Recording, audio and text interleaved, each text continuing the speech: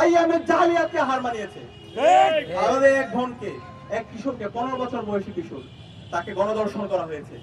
গণধর্ষণ করার পরে যখন সে বিচারের দাবিতে এলাকার বিএনপি নেতার কাছে গেল, পরবর্তীতে তাকে বিভিন্ন ধরনের হুমকি দেওয়া হলো এবং এরপরে ওই পরিবারের সামনে থেকে, তার বাবার সামনে থেকে তুলে নিয়ে গিয়ে তাকে হত্যা করা হয়েছে।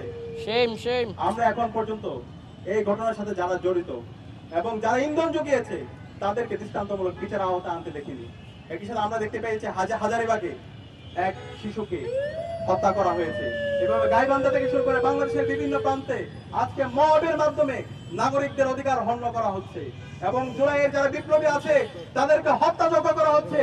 এবং এই খুনি হাসিনা যে গত 16 বছরে বাংলাদেশে ফেসিবাদ কায়েম করেছে, গুম খুন আইনাগরের মাধ্যমে বাংলাদেশকে একটা অকার্যকর রাষ্ট্রে পরিণত করেছে এবং এই জুলাই বিপ্লব আমাদের 2000 ভাই বোনকে শহীদ করেছে। এই খুনি হাসিনা এবং তার দূষকদেরকে আবার বাংলাদেশে পুনর্বাসনের ব্যবস্থা করছে একটি দল। আমরা সাবধান করছি এই খুনি হাসিনা এবং তার দূষকদের বিরুদ্ধে বর্তমান সরকারকে জিরো টলারেন্স নীতি ঘোষণা করতে হবে। এই বাংলাদেশে খুনি হাসিনাকে ভারত থেকে নিয়ে এসে তাকে ফাঁসির কাস্তে ঝুলাতে হবে, রায় কার্যকর করতে হবে।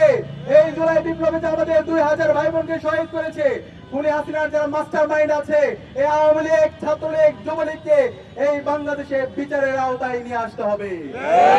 কোনো অফিস খুললে এই বাংলাদেশের ছাত্র জনতা প্রতিবাদ প্রতিরোধ গড়ে তুলবে।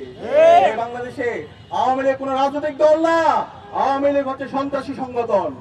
আওয়ামী লীগ দেশের স্বাধীনতা সার্বভৌমত্বের জন্য হুমকি। সুতরাং এই আওয়ামী লীগকে এবং খুনি হাসিনার দোষরদেরকে এই বাংলাদেশে বিচারের আওতায় নিয়ে আসতে হবে এবং সারা দেশব্যাপী যে দর্শন হচ্ছে, যে সন্ত্রাস হচ্ছে, যে মাফিয়া তন্ত্র হচ্ছে, এই সন্ত্রাসীদেরকে দ্রুত সময়ের মধ্যে অ্যারেস্ট করে তাদেরকে বিচারের আওতায় নিয়ে আসতে হবে।